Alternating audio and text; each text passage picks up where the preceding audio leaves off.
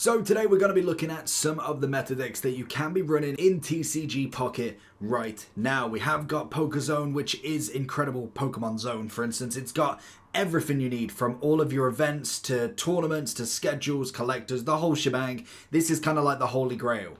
The other place that I kind of use would be kind of Pokemon Meta. It's another one that is absolutely fantastic to see. You obviously have got the top decks, you got tier lists, deck builders, the whole shebang as well. But I do go with PokeZone as it seems to be updated more frequently as such. So most of these decks in general are going to be available to be able to be moved as well. For instance, we look at some of the low point decks. You've obviously got kind of like the non-EX Pikachu, you got Raichu, the Magneton, Dedenne. Now, I can see where this is going to be kind of more quick damage. Some decks do focus, and it does work against certain decks where you need to just be hitting the damage instantly. You go up against a Palkia deck with something like this, you'd actually surprisingly do a lot more damage than you think because you're quickly doing it. It's not all about getting your setup completely right and then going for the absolute monster kill. Sometimes a chip damage can do enough to be able to warrant actually being pretty viable. We saw Dragonite over the course of the past couple of extra bonuses being able to be used with Druddigon, being able to use with many of the other different supporter and items that we've got to actually make a semi-viable Dragonite deck. Now this one is going to be from the Genetic Apex predominantly. You've obviously got the Weezing combination to get poison, and then obviously Koga to bring it back, and then the Draco Meteor to do absolutely amazing things as it does. It just has sometimes to kind of set up really. We have Gengar. Gengar will have a play. Mark my words, Gengar will be featured in such a big deck at some point. You've just got to get the cards right. The problem with sometimes having Gengar is the ability mixed with the actual damage. 100 is great, but when you go in to get him to that point and to also then hold off what cards are coming, like the Darkrai being a massive one at the moment, the damage that it's going to incur is just going, or endure, is going to be crazy. And especially because Darkrai seems to be the biggest deck right now. It absolutely KOs Mewtwo in certain ways, and most definitely it will do the exact same for Gengar. So I can see why that one's been a little bit on the lower tier now. We then have the Arbok, Wigglytuff, and Weezing deck. This one was featured more towards kind of really annoying your opponents more so than anything. Obviously, Koga can bring Weezing and Muck back out, but Arbok is there for the absolute attack. Weezing's for obviously the poison, and Wigglytuff and Jigglypuff are there for the sleep powder or the sleep potion as such. So it is a very frustrating deck to go against if it does in their favors, if it goes in their heads every single time. We have got some honourable mentions, obviously. We won't go through every single one as there's quite a few.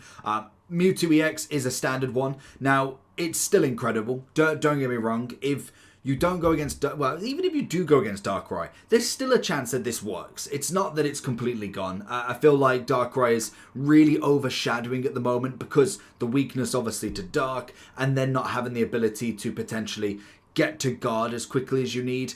It is very tough to use this deck against Darkrai. But if they don't get Weavile in, if they don't get whatever they need for a stage evolution, Mewtwo's still incredible damage no matter what. It just depends on what you want to run against it. There is better out there at this point.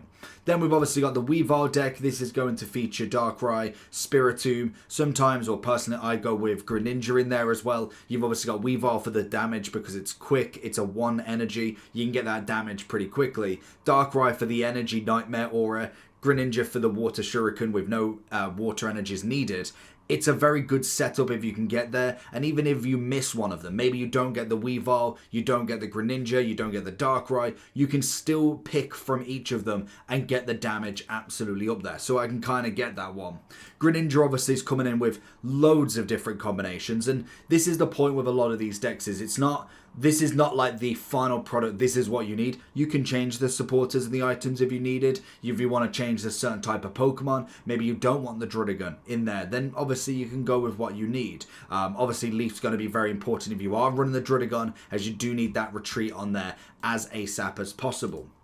We've got 18 trainers. Oh, okay, yeah, of course. This is It's a very interesting deck. Like, it doesn't require much thought into it, to be honest. It's a very good auto deck, to be fair. I think that's probably the best bit about it. If you've done the Cresselia EX drop event, that is a fantastic auto deck if you want to use it. And it does work online. We have used it a few times. It's about a half success rate. I think we played about 6 or 7 matches online with it, and it won about half. It weren't necessarily crazy, but it wasn't awful. To say it's only 2 Pokemon, it did work pretty well.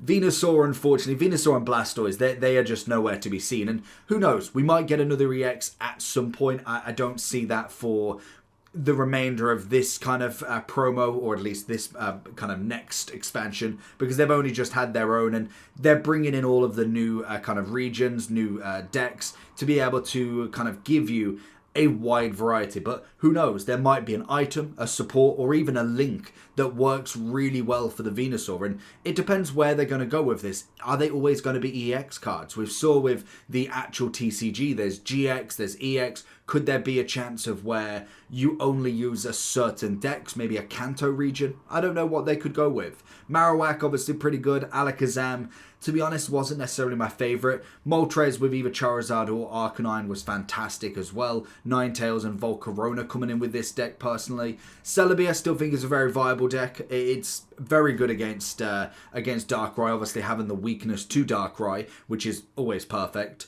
But then also throwing in Executor, Celebi, and then obviously having Cyperia in there as well is always going to be a very, very good deck in itself. Same as Starmie. Beautiful deck. It's quick, it's fast to get in on that attack, it works really well for them damages. Same for Articuno, you mix that in with a Starmie, with anybody, to be honest. You've got the Misty that has the chance to win the game on the first turn if you really wanted to. If you get a 4 heads in a row, you know you're doing the damage pretty quickly.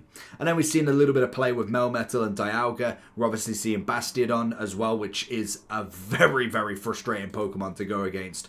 A lot of different stuff going there. But then as we go up, we obviously then have the promising decks. We have the Infernape. Love this deck. Infernape's becoming one of my favourites at the moment. This is just a brilliant deck in general, because not only is it very easy to use in terms of the 2 energy, you only need the 2 energy because it will discard all energy on it. So obviously if I had 3, 4, 5 energies on it, all of them get discarded. It's not just 2, it's all of them. So what you can kind of do with this deck is have 2 of them running if you could. You can even have a Moltres, and then you throw in a Dawn. What you can do is Moltres on the first turn, go for the Inferno Dance. Then obviously if you do get, say if you get lucky and you get all 3 energies, you can obviously put it on Infernape, and you could put 1 extra on another Moltres if you've got one in there. And then what you do from there is you bring Infernape in, do the 140 damage, which will get rid of most things. Then obviously the next turn, you bring Dawn in. He gives then from the Moltres to the Infernape, you give your energy from the turn into Infernape, and you've got the 140 again, guaranteeing you a 280 in 2 turns. It's very hard to get away from that. Now obviously if they're set up with water or something, it's going to be quite difficult, but again, you can do that with any deck. But that's definitely I can see that being promising. Gallade wasn't as my fancy as, to be honest. I thought she was a good deck, and there's definite interest with the Lucario combination, adding that fighting coach, doing the extra 20 damage, the Hitmonlee for the bench attacks. Then obviously you have got the Colourless Curlier for the slap, which is nice. I went with the other one, which I did realise required a Psychic, so it kind of ruined the deck. And it is a 2 energy, which is always nice. But I always found that I could just never find her in the deck. So that's not necessarily the deck's fault, more so than the RNG. We then have the middle tier decks. We obviously have got Pikachu EX, which is still as fantastic as ever. People are throwing in a bit of Rotom, and a lot of the time Pachirisu, if you really wanted to. Obviously a lot of EXs to kind of navigate through as such. We have the Skarmory deck, which is beautiful. It's kind of like the Darkrai with, not with the Darkrai, the Pachirisu with the tools. If you have a tool on Skarmory, it does a 50 attack on the first energy, which is brilliant. So obviously you're going to be running capes and rocky helmets to be able to get that on there. And then Bastiodon with his guarded grill. If any damage is done to this Pokemon by attack, flip a coin. If it's heads, it takes 100 less. that is the most frustrating thing in the world. Let alone having the 160 on the HP already. That is a brutal way to really get struggling. But it is a 2-stage evolution as well. I don't know if many people know that. It does come from the armor fossil as well. It's not just straight shelled on from this one, which, to be honest, before even this, I didn't even know that. So, a good deck. Love Skarmory in this. We have Volkner, which is going to be the Lucario and Electrovive. Obviously, it's going to give extra, was it 2 energies? Yeah, 2 energies from your discard pile to one of your Electrovive or your Luxray. I still think it's got potential. I haven't seen it that much, to be honest, so I don't know if I'd quite say the middle. We obviously have got the Pachirisu deck. This is going to be linked with a Pikachu, but again, you could just have the 2 Pachirisus if you really wanted to. Yanmega, fantastic deck against Darkrai, obviously mixing in with the Executor works really, really well. Obviously only needing 3 energy. It's a one stage evolution, so it obviously does the Air Slash with 120, but also still having the 140 HP. It's very, very nice. And then obviously Dialga comes in with so many different capabilities from him. Obviously there is a lot of decks or a lot of Pokemon now that do have colorless attacks. It does work with that multi-weakness in there. So very, very nice. But I've seen Dialga with many different partners in this. We then go into the high tier decks. We have got Aerodactyl, Palkia, Charizard, Lucario, Executor, and a bit of Gyarados. Looking at the Lucario, it's predominantly going to be mixed in with Marshadow and Aerodactyl, as their abilities, or at least their attacks, are fantastic to say the least. Charizard is always a fan favourite. He's very high attacking, very high HP. If you can get him away from a Palkia or a Gyarados, he works absolutely wonders. Now, you do need the RNG to be able to get him in, but with now the Pokemon communication, it's a fantastic tool to have to be able to search for that final piece of the puzzle, especially if you already have everything else in play. If I know I've only got a Charmeleon, a Moltres, and a Charizard left, and I need that Charizard, there's a very good chance that you could get him. Now, RNG does unfortunately play a part in that, but there is a chance where you could, on the final turn needed to get that final Pokemon, or even you going on a 50-50 split, there's a good chance that you get what you need. Better than just letting it come on the draw. Executor, always fantastic, easy setup. You could throw a Mew in there, or you could just keep the Celebi, to be honest. It works either or, and it's just a wonderful, wonderful deck to have. The 1 HP attack, the 1 energy attack is always brilliant. We throw in a bit of Palkia as well. Vaporeon, Manaphy, Palkia is a stunning deck. Manaphy to start it off, giving the energies out. Obviously Eevee going into Vaporeon to be able to use Washout, and then Palkia coming in and doing the Dimensional Storm, 150 damage and 20 on the bench is just disastrous. Once you get to that, it's very, very hard to come away from it, to be honest. The Aerodactyl deck, they're going to throw in... Oh, we already went over that. The Marshadow, same as the Lucario, to be honest. And then Gyarados is going to come in with the Misty. It's obviously going to come in with the Greninja and the Druddigon as well. You can throw Manaphy in there if you really wanted to. If you wanted to add an extra splash into there to be able to kind of maybe get away from the Druddigon and potentially get the energy for Gyarados quicker. But again, it depends on if you want to tank behind a wall and get Druddigon in, or you want to try and get it done quickly with obviously the Manaphy to give the energy to Gyarados. And to be honest, you could potentially get rid of the Greninja, say you get rid of Greninja and get rid of Druddigon, throw in Manaphy and Vaporeon, it's going to be much quicker to get that Gyarados in. Now the top tier decks, obviously Darkrai is going to take one of the best spots. We have obviously got the Magnezone Druddigon combination. Like I said, you could use Weavile as well, but this is a very good one because obviously the way that you would utilize this one personally, Druddigon's obviously going to be the lead in front, the stone wall as such. You then have Darkrai, you'd be using just Dark energy on this to then be able to put into Darkrai. He would then continually go in doing 20 damage. You then have Magneton coming in, hopefully having a Magnezone on the bench. You could then, if really needed to, do the 60 damage if you haven't managed to get to the Magnezone, or keep doing the Volt Charges, which is always going to be giving you electric energy, and then eventually once you get to the Magnezone, say the Druddigon's gone, you can swing it round, Magnezone comes in, slaps the 110, and then you can just keep going like that. It's discard A energy, so if you've done the Volt Charge, say 6-7 times, you're going to be able to do it time after time time, and with 140 and both of them not being EXs, if then the Magnezone does go down and you haven't got another one ready, you've got the Darkrai to come in still to be able to attack with obviously the Dark Prism as well. And I can see that being one of the best decks that you can physically get. It's a very, very easy deck to use, and obviously if you've got all the kind of pieces of the puzzle, it's going to win you quite a lot.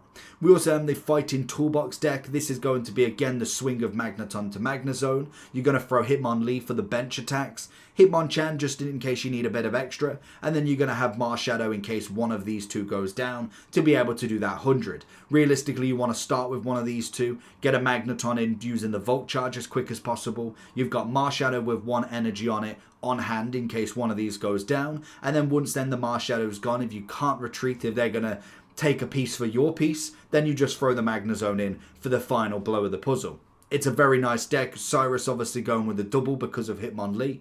It's a fantastic deck, and that is going to be everything so far. We're going to get more and more as the game goes on. Obviously, once we do get into the next expansion, whenever that is, there's going to be even more to go with, and it's always going to be fantastic to see. So let me know which one you're using right now, and hopefully you enjoyed. Peace. Make sure you subscribe.